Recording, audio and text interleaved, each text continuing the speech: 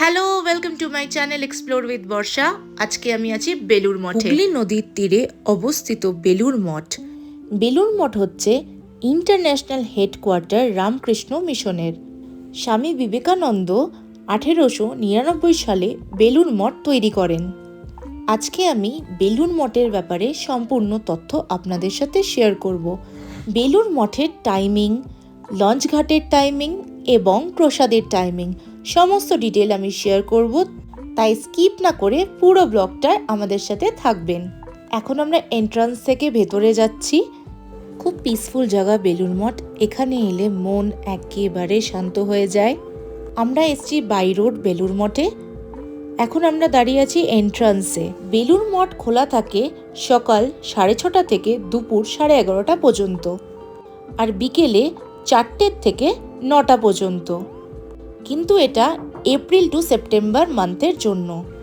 আর October থেকে March পর্যন্ত বেলুর মঠ খোলা থাকে সকাল 6:30 থেকে দুপুর 11:30 পর্যন্ত, আর বিকেলে খোলা থাকে 3:30 থেকে 8:30 পর্যন্ত। বেলুর মঠে ঢোকার জন্য কোনো এন্ট্রি ফিজ লাগে না। কি সুন্দর লাগছে দেখুন, এই জায়গাটা সত্যি খুব পিসফুল। আমি এর আগেও আপনাদেরকে বলেছি, আবারও বলছি। আর ঠিক এন্ট্রান্সের ডান দিকে রয়েছে টয়লেট।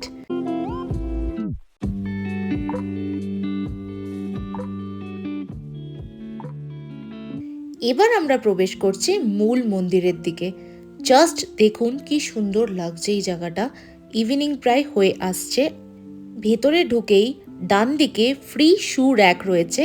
এখানে আপনারা নিজের জুতো রাখতে পারেন ফ্রিতে। একটু এগিয়ে রয়েছে একটা সাহিত্যর বইয়ের দোকান। আজকে মহাশিবরাত্রির দিন, তাই একটু ভিড় বেশি রয়েছে বেলুর মঠে। এখন আমরা আছি বেলুর মঠের মূল মন্দিরের কাছে। এখানেই রোজ সন্ধ্যা আরতি হয়। বাকি ফাংশনগুলো এই মূল মন্দিরের ভেতরেই হয়। ভেতরে ভিডিওগ্রাফি অ্যালাউড না, সেই জন্য আপনাদেরকে আমি বাইরের থেকেই দেখাচ্ছি। বেলুর মঠ সব ধর্মের মানুষের জন্যই তৈরি করা হয়েছে। বেলুর মঠের প্রধান মন্দিরটি এমনভাবে তৈরি করা হয়েছে যে দূর থেকে দেখলে এটি একটি মন্দির, মসজিদ বা চার্চের মতো মনে হতে পারে। এটি পশ্চিমবঙ্গের হাওড়া জেলায় হুগলি নদীর পশ্চিম তীরে অবস্থিত, যা রামকৃষ্ণ মঠ ও মিশনের প্রধান কার্যালয়। স্বামীজি চেয়েছিলেন এটি এমন একটি স্থান হবে যেখানে মানুষ সকল ধর্মের প্রতি সমান শ্রদ্ধা পোষণ করবে। এবার আমি আপনাদের সাথে শেয়ার করব বেলুর মঠে প্রসাদের কুপন আপনারা কিভাবে পাবেন। সকাল 8:30 থেকে দুপুর 11টা পর্যন্ত প্রসাদের কুপন দেওয়া হয়। অ্যাজ সাচ কুপনের কোনো প্রাইস তো থাকে না, কিন্তু ডোনেশন নেওয়া হয় 20 টাকা থেকে 50 টাকা পার পার্সন হিসেবে। সকাল 11:30 থেকে এখানে প্রসাদ বিতরণ শুরু হয়। এবার আপনাদের সাথে শেয়ার করছি আপনারা বেলুর মঠ আসবেন কি করে। প্রথম অপশন হচ্ছে ট্রেন। আপনারা ট্রেনে করে বর্ধমান বা ব্যান্ডেল লোকাল ধরে হাওড়া থেকে বেলুর মঠ স্টেশনে আসতে পারেন। সেকেন্ড অপশন হচ্ছে বাস। হাওড়া বা এসপ্ল্যানেড থেকে অনেক বাসই আসে বেলুর মঠে ডাইরেক্ট। লাস্ট অপশন হচ্ছে ফেরি। দক্ষিণেশ্বর টু বেলুর আর Belur to Dakshineswar ferry service রয়েছে।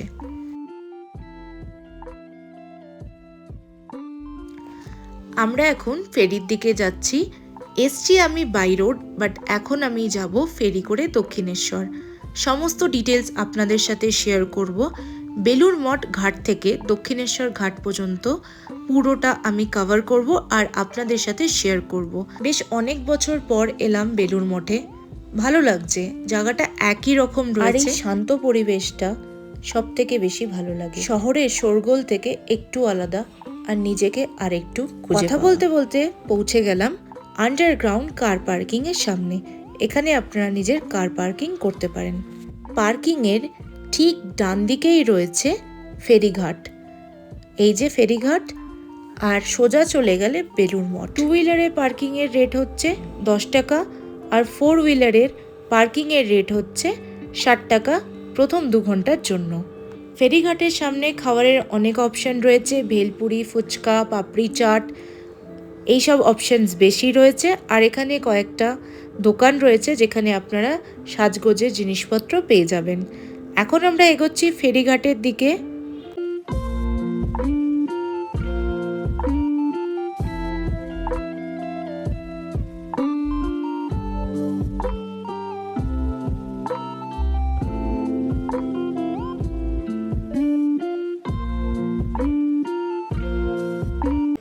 বেলুড় মঠ টু দক্ষিণেশ্বর টিকিটের প্রাইস হচ্ছে 11 টাকা পার পারসন, আর টাইমিং হচ্ছে সকাল 7:30 থেকে বিকেল 7:30 পর্যন্ত।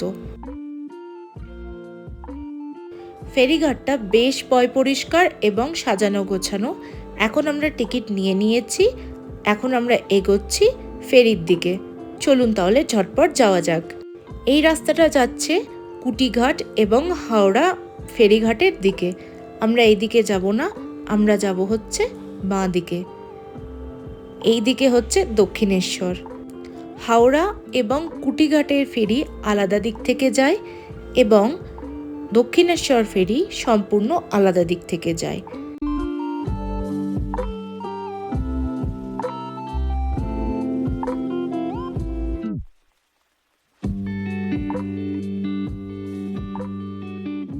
টিকিট চেক করিয়ে ভেতরে চলে এসেছি। বেশ সুন্দর লাগছে জায়গাটা, পরিষ্কার রয়েছে এবং এই সুন্দর ওয়ালগুলো আরও বেশি এই জায়গাটা সৌন্দর্য বাড়িয়ে দিচ্ছে। 6:45 একটা ফেরি রয়েছে আর 5 মিনিট আমার হাতে সময় আছে। ফেরিটা দেখুন দূরে দাঁড়িয়ে রয়েছে। চলুন তাহলে ঝটপট ফেরিটা ধরা যাক।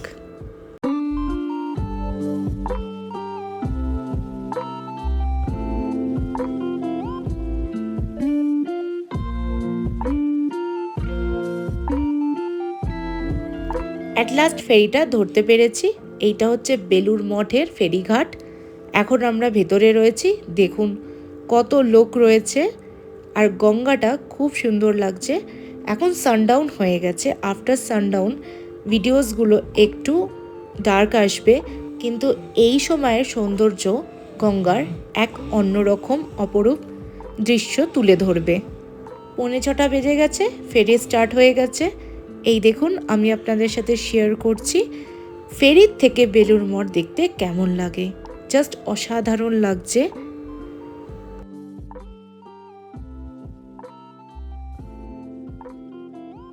এই বিকেলের সময়টা আমার দারুণ লাগে। এই লাইটগুলো যখন জ্বলে ওঠে এবং তার রিফ্লেকশনটা যখন জলে পড়ে এক অপরূপ সৌন্দর্য তুলে ধরে। ঘটি গরম এবং মশলা চা সবই পাওয়া যাচ্ছে ফেরিতে।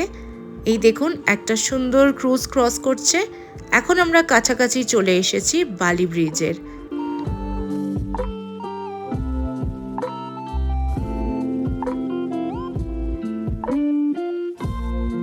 ইভিনিং ভিউ অফ বালি ব্রিজ। দেখুন সন্ধেবেলায় বালি ব্রিজ কি সুন্দর লাগে।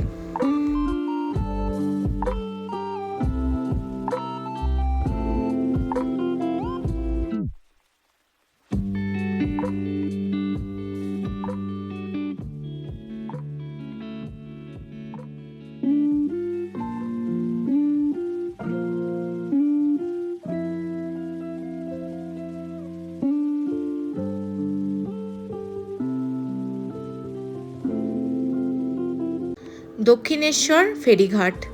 ফেরিঘাট থেকেই মায়ের মন্দির দেখা যায় আর উল্টো দিকে দেখা যায় বালি ব্রিজ। জয় মা কালী। ফেরির থেকে সবাই নেমে পড়েছে, আমিও নেমে গেছি। দুটো সেপারেট ব্রিজ করা হয়েছে। একদিক থেকে লোকজন ফেরিতে উঠবে, আরেক দিক থেকে লোকজন ফেরির থেকে বেরোবে। এই রাস্তা ধরে আমরা বেরোবো।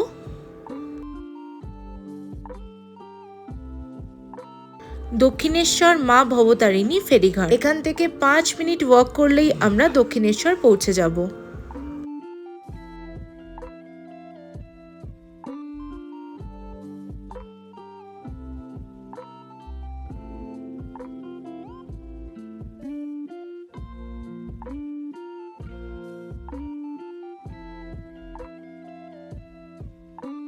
দক্ষিণেশ্বর থেকে বেলুড় যাবার ফেরি টাইমিং হচ্ছে সকাল 8টা থেকে বিকেল 7:30 পর্যন্ত। আরেকটা ইনফরমেশন আপনাদের সাথে শেয়ার করি, বেলুড় মঠ প্রতিদিনই খোলা থাকে। আজকের মতন এই জার্নিটা এই পর্যন্তই। ব্লগটা ভালো লাগলে লাইক, শেয়ার আর আমাদের চ্যানেলটাকে সাবস্ক্রাইব করতে ভুলবেন না। বুঝতেই তো পারছেন নতুন চ্যানেল, আপনাদের সাপোর্ট আর আশীর্বাদ খুব দরকার, তাই পাশে থাকবেন। আমি আরো ভালো ভালো ব্লগ উপহার নিয়ে আপনাদের জন্য। নিজের খেয়াল রাখুন। এক্সপ্লোর উইথ বর্ষা দেখতে থাকুন।